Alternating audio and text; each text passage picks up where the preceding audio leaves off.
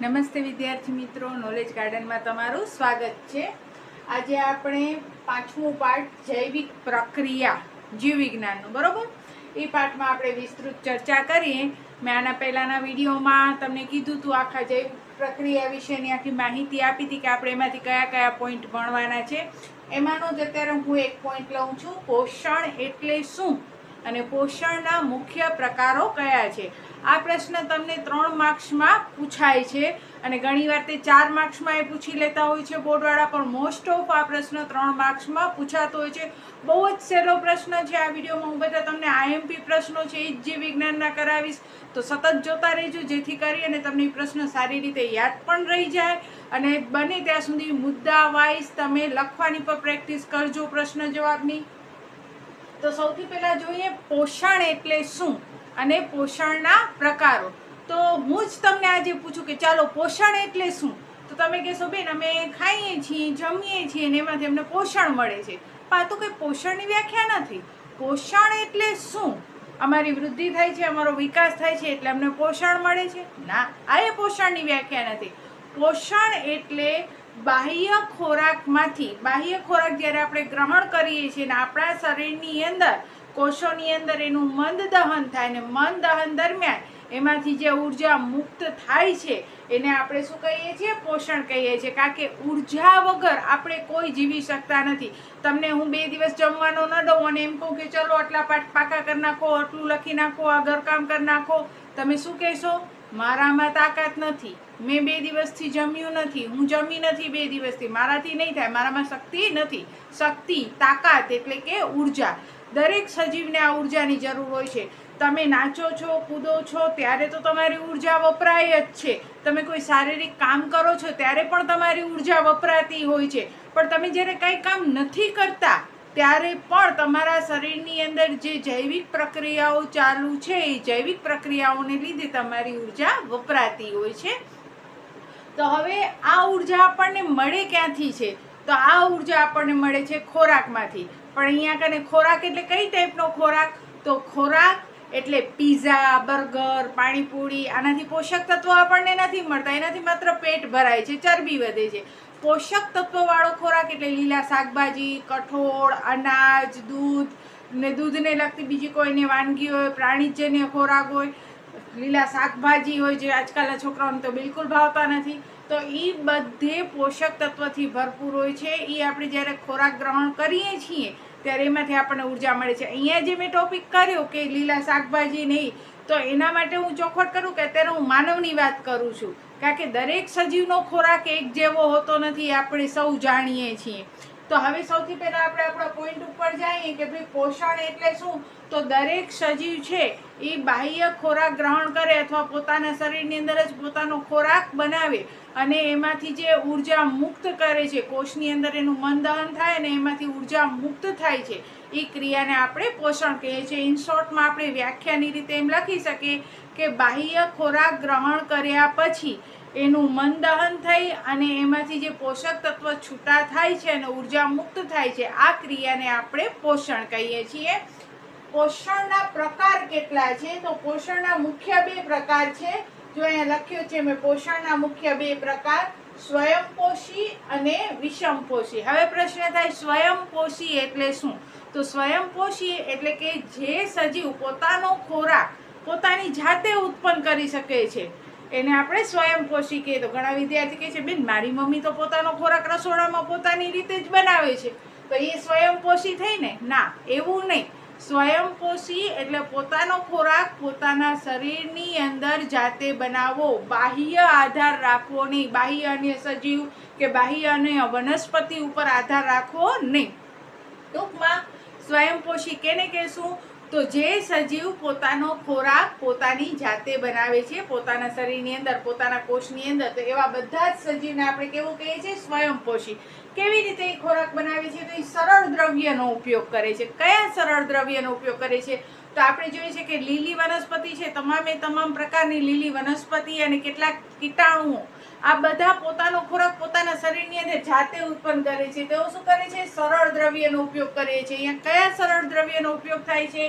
તો અહીંયા પાણી, કાર્બન ડાયોક્સાઇડ અને સૂર્યપ્રકાશ, પાણી, કાર્બન ડાયોક્સાઇડ અને સૂર્યપ્રકાશની હાજરીમાં તે સરળ કાર્બનિક ને અકાર્બનિક સ્વરૂપે પ્રાપ્ત કરે છે, એનું ગ્લુકોઝ બનાવે છે અને સ્ટાર્ચ સ્વરૂપે પોતાના શરીરની અંદર સંગ્રહ કરે છે. તો એને આપણે શું કહીએ છીએ? સ્વયંપોષી કહીએ છીએ. અને આ જે સ્વયંપોષી સજીવો છે એની અંદર હરિતકણ અને ક્લોરોફિલ હોવું જરૂરી છે, તો જ તે આવું સ્વયંપોષી પોષણ કરી શકે. જો ભાઈ મારામાં તો હરિતકણ નથી ક્લોરોફિલ, નહીં તો હું પણ અગાસી પર જઈ અને સૂર્યની સામે મોઢું ખોલી નાખું તો હું પણ મારો ખોરાક મારી જાતે બનાવી શકું છું. પણ આપણે એવું નથી કરી શકતા. આપણે જાણીએ છીએ કે માત્ર ને માત્ર લીલી વનસ્પતિ અને કેટલાક જીવાણુ બેક્ટેરિયા એવા છે કે જેની અંદર હરિતકણ અને ક્લોરોફિલ છે. તો તેઓ સૂર્યપ્રકાશની હાજરીમાં કાર્બન ડાયોક્સાઇડ અને પાણીનો ઉપયોગ કરી અને સરળ દ્રવ્યને અકાર્બનિક સ્વરૂપ ગ્લુકોઝમાં ફેરવી અને પોતાના શરીરની અંદર સંગ્રહ કરે છે અને એમાંથી ઉર્જા મેળવતા હોય છે. આ ઉર્જા તેઓ એટીપી સ્વરૂપે સંગ્રહે છે. એટીપી એટલે કે એડેનોસાઇન ટ્રાઇફોસ્ફેટ. એ એક જાતનું ચલણ છે આપણા શરીરનું કે કયા કોષને કેટલી ઉર્જા જોઈએ છે એ માપવા માટે એટીપી સ્વરૂપ હોય છે કે એટીપી સ્વરૂપે એ ઉર્જા એમાંથી મુક્ત થતી આવે છે અને દરેક કોષને જેટલી ઉર્જાની જરૂર પડતી હોય છે એ પ્રમાણે ઉર્જા મેળવતા હોય છે. વાત થાય છે અહીંયા વનસ્પતિની. તો વનસ્પતિના કયા અંગની અંદર પ્રકાશ સંશ્લેષણ થાય છે? તો વનસ્પતિના લીલા અંગો હોય છે જે એમાં સૌથી વધુ પ્રકાશ સંશ્લેષણની પ્રક્રિયા થાય છે. જેટલા પણ લીલા ભાગો છે એ પ્રકાશ સંશ્લેષણની પ્રક્રિયા કરે છે. એટલે કે લીલા ભાગની અંદર હરિતકણ અને ક્લોરોફિલ આવેલા હોય છે, જેની મદદથી એ સૂર્યપ્રકાશની હાજરીમાં કાર્બન ડાયોક્સાઇડ પાણીનો ઉપયોગ કરે છે અને એમાંથી પોતાનો ખોરાક જાતે બનાવે છે. હા, એના માટેને થોડાક અન્ય તત્વોની પણ જરૂર હોય છે કે જે જમીનમાંથી મૂળ દ્વારા તે મેળવતા હોય છે. તો આ વાત થઈ આપણી સ્વયંપોષીની. આની અંદર તમે સ્વયંપોષીનો હેડિંગ બાંધી એના વિશે વ્યાખ્યા લખી એની કે એને સ્વયંપોષી કહેવાય, એના વિશે વિસ્તૃત માહિતી, એના ઉદાહરણ લખી શકો છો. અને પછી પ્રકાશ સંશ્લેષણની પ્રક્રિયા પણ એમાં લખવાની હોય છે. તો પહેલા આપણે સ્વયંપોષીની જ અત્યારે વાત કરીએ છીએ. તો જો મેં અહીંયા સ્વયંપોષીની વ્યાખ્યા લખી છે, કારણ કે બોર્ડની અંદર જે તમે કાંઈ પણ લખો એ મુદ્દાસર લખવાનું હોય. તો જે સજીવ પોતાનો ખોરાક પોતાના કોષમાં જાતે બનાવે છે, બરોબર, પોતાના કોષમાં, રસોડામાં નહીં, જે સજીવ પોતાનો ખોરાક પોતાના કોષમાં જાતે બનાવે છે, ખોરાક માટે એને અન્ય સજીવ ઉપર આધાર રાખવો પડતો નથી, તેવા સજીવને સ્વાવલંબી સજીવ કહેવાય છે. આ સજીવની વાત થઈ ગઈ. સજીવ કેવા છે? સ્વાવલંબી સજીવ છે. અને તે પોષણને સ્વયંપોષી પોષણ કહેવામાં આવે છે. હવે તમને પ્રશ્ન હતો પોષણના મુખ્ય બે પ્રકાર. તો સૌથી પહેલા તો તમારે શું લખવાની હોય? પોષણની વ્યાખ્યા લખવાની હોય, કારણ કે પ્રશ્ન આખો આ રીતે હશે. પોષણની વ્યાખ્યા આપી, પોષણના મુખ્ય બે પ્રકારો જણાવો, એની વિસ્તૃત માહિતી આપો. તો પહેલા પોષણની વ્યાખ્યા લખવાની, પછી એના બે પ્રકાર, એમાંનો આ પહેલો પ્રકારની આખી સમજૂતી આવી રીતે લખવાની. વ્યાખ્યા પણ મેં લખી. વ્યાખ્યા લખ્યા બાદ આપણે એમાં પ્રકાશ સંશ્લેષણની પ્રક્રિયા સમજાવવાની, કઈ રીતે પ્રકાશ સંશ્લેષણની પ્રક્રિયા થાય છે. તો જોઈએ પ્રકાશ સંશ્લેષણની પ્રક્રિયા. પ્રકાશ સંશ્લેષણ કેવી રીતે પ્રકાશ સંશ્લેષણ થઈ અને ખોરાક બને છે તેના વિશે આપણે જોઈએ. તો પ્રકાશ સંશ્લેષણની અંદર આપણે જોયો કે જે સરળ કાર્બન છે એનો જ ઉપયોગ થાય છે, એટલે કે 6 કાર્બન ડાયોક્સાઇડના અણુ વત્તા 12 પાણીના અણુ. આ રાસાયણિક પ્રક્રિયામાં સૂર્યપ્રકાશની હાજરી ફરજિયાત છે અને ક્લોરોફિલ રંજક દ્રવ્યની હાજરીમાં રાસાયણિક પ્રક્રિયા થઈ અને C6H12O6. યાદ રાખવા માટે હું ઘણીવાર મારા વિદ્યાર્થીને કહેતી હોઉં, ચો 6 12 6, CHO ચો અને 6 12 6. તો યાદ રાખવા માટેની એક ટ્રીક છે, આને કહેવાય ગ્લુકોઝ. કચ્છીમાં ચો એટલે કહો એમ થાય, એટલે યાદ રાખવા માટે CHO 6 12 6 ગ્લુકોઝ. એટલે આ ગ્લુકોઝનો અણુ સૂત્ર છે C6H12O6 અને એમાંથી 6 પાણીના અણુઓ મુક્ત થાય છે, બરોબર. આવી રીતે આ આખી પ્રકાશ સંશ્લેષણની પ્રક્રિયા થતી હોય છે. જો આ રાસાયણિક પ્રક્રિયા સંતુલિત પણ પાછી હોવી જોઈએ, એ પણ ચેક કરી લેજો. આપણે રસાયણ વિજ્ઞાનમાં જોતા આવશું. હવે આ વાત થઈ સ્વયંપોષીની. સ્વયંપોષીની અંદર આપણે જોયું કે આ રીતે પ્રકાશ સંશ્લેષણ થાય છે. એનું રાસાયણિક સૂત્ર પણ તમને લખવું ફરજિયાત છે. ફરીથી એકવાર રિપીટ કરું. પ્રશ્ન હતો પોષણ એટલે શું, તો પેલા પોષણની વ્યાખ્યા લખો, પછી નીચેની બીજી લીટીમાંથી લખો પોષણના મુખ્ય બે પ્રકાર, સ્વયંપોષી અને વિષમપોષી. પછી એની નીચેની લીટીમાં લખો સ્વયંપોષીમાં પોષણ. આવી રીતે હેડિંગ આપો સરસ મજાનો. આવી રીતે હેડિંગ આપ્યા પછી નીચે એની વ્યાખ્યા લખો. વ્યાખ્યા લખાઈ જાય ત્યારબાદ પ્રકાશ સંશ્લેષણની પ્રક્રિયા સમજાવો, અને જેટલી પણ વિસ્તૃત માહિતી તમારા આગળ હોય તમે એની સાથે સમજાવી શકો છો કે ભાઈ સ્વયંપોષી છે તો કોણ કોણ કરી શકે છે, તો જેની અંદર હરિતદ્રવ્ય છે, ક્લોરોફિલ છે, કેટલીક વનસ્પતિ અને કેટલાક જીવાણુઓ છે એ સૂર્યપ્રકાશની હાજરીમાં પ્રકાશ સંશ્લેષણની પ્રક્રિયા દ્વારા પોતાનો ખોરાક ગ્લુકોઝ તૈયાર કરતો હોય છે અને તેને સ્ટાર્ચ સ્વરૂપે સંગ્રહી રાખે છે. હવે વાત આવશે વિષમપોષી. વિષમપોષી એટલે શું, તો નથી વિરુદ્ધ વ્યાખ્યા પણ તમે લખી શકો છો કે જે સજીવ છે એને ખોરાક માટે અન્ય ઉપર આધાર રાખવો પડે છે. એટલે કે એ પોતાનો ખોરાક પોતાની જાતે તૈયાર કરી શકતો નથી, પોતાના કોષની અંદર પોતાનો ખોરાક તૈયાર કરી શકતો નથી. તો એવા સજીવને આપણે કેવો કહીએ છીએ, વિષમપોષી સજીવ કહેવાય છે. આ સજીવ છે ખોરાક માટે અન્ય ઉપર આધાર રાખે છે. એટલે અન્ય એટલે કે વનસ્પતિ ઉપર ને પ્રાણી ઉપર આધાર રાખતો હોય છે. તો વનસ્પતિ અને પ્રાણીમાંથી એને જે ખોરાક મળે છે કેવા પ્રકારનો હોય છે, જટિલ પ્રકારનો ખોરાક હોય છે. એની સરળ પદાર્થમાં રૂપાંતર કરે છે પોતાની પાચન ક્રિયા દરમિયાન. હવે અહીંયા કને આપણે વિષમપોષી જોઈએ તો વિષમપોષી એટલેથી પૂરું થતું નથી. વિષમપોષીના પણ પ્રકાર છે.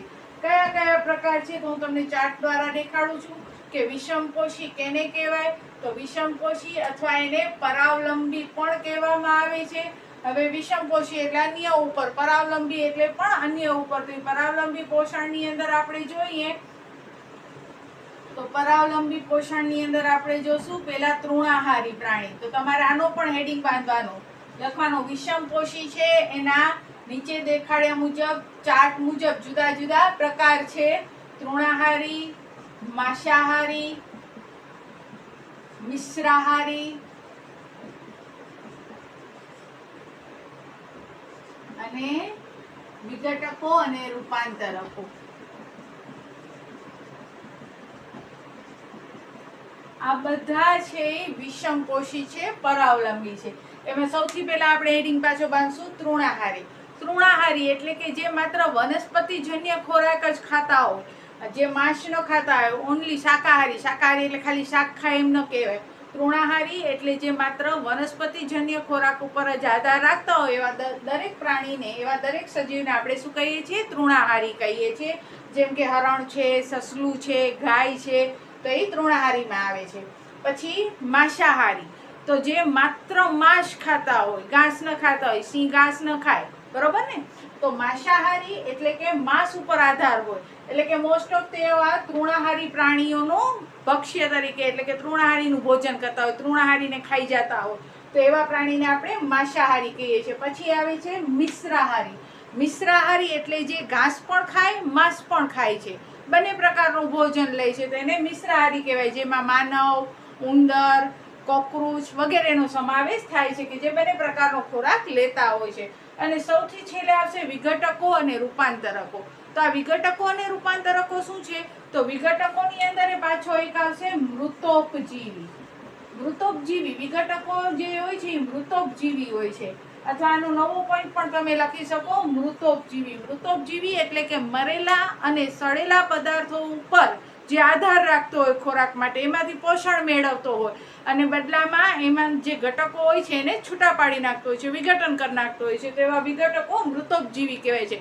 જેમ કે ફૂગ હોય તો સડેલા શાકભાજી છે, સડેલી બ્રેડ છે, ભીની કે ભેજવાળી રોટલીને તમે થોડા દિવસ ડબ્બામાં પૂરી નાખો છો તો એમાં જે ફૂગ થાય છે તે કેવી છે, મૃતોપજીવી છે. એ સડેલા પદાર્થોમાંથી પોષણ મેળવે છે અને એ જે પદાર્થ છે એનું વિઘટન પણ કરતા હોય છે. એટલે એને પર્યાવરણના રક્ષકો અથવા પર્યાવરણના આપણે કહીએ તો સફાઈ કામદાર પણ કહેવામાં આવે છે. તો આ પ્રશ્ન હતો વિષમપોષીનો. દરેક વિશે માહિતી લખવાની, આવી રીતે ચાર્ટ રૂપે દેખાડી, પછી વળી હેડિંગ બાંધવાનો. તૃણાહારી એના વિશે લખો, માંસાહારી એના વિશે લખો. પરફેક્ટ લખાણ તમને વધુ માર્ક્સ આપી શકે છે. તમને બધું આવડે છે, તમને બધું સમજાઈ ગયું, પણ જો તમારું લખાણ પરફેક્ટ નથી, બોર્ડની અંદર પોઈન્ટ વાઇઝ નથી લખાણ, તો તમારા માર્ક્સ ઘણા બધા જતા રહે છે. અને અક્ષર પણ બહુ સારા કરવાના કે જેથી કરીને સામે વાંચનારો તમારાથી ઇમ્પ્રેસ થાય. તમારા સારા અક્ષર છે એ તમને વધુ માર્ક્સ લાવવામાં ઘણી બધી મદદ કરતા હોય છે. તો પોઈન્ટ વાઇઝ આ આખો પ્રશ્ન આપણે લખી શકીએ. તો આજના ચેપ્ટરમાં એટલે કે આજના વિડીયોમાં આપણે ખાલી એટલું જ પોષણ એટલે શું અને એના પ્રકારો વિશે સમજ્યા કે પોષણ 2 પ્રકારના છે, સ્વયંપોષી, પરપોષી. પરપોષી એટલે કે પરાવલંબી પોષણ પણ થાય. પરાવલંબી પોષણની અંદર પાછા પ્રકાર જોયા, બધીની વ્યાખ્યાઓ, ઉદાહરણો જોયા. હવે નેક્સ્ટ વિડીયોમાં આનાથી આગળ પાચન વિશે વિસ્તૃત માહિતી જોશું. ત્યાં સુધી જય હિન્દ, જય ભારત. સૌ ભણે સૌ આગળ વધે.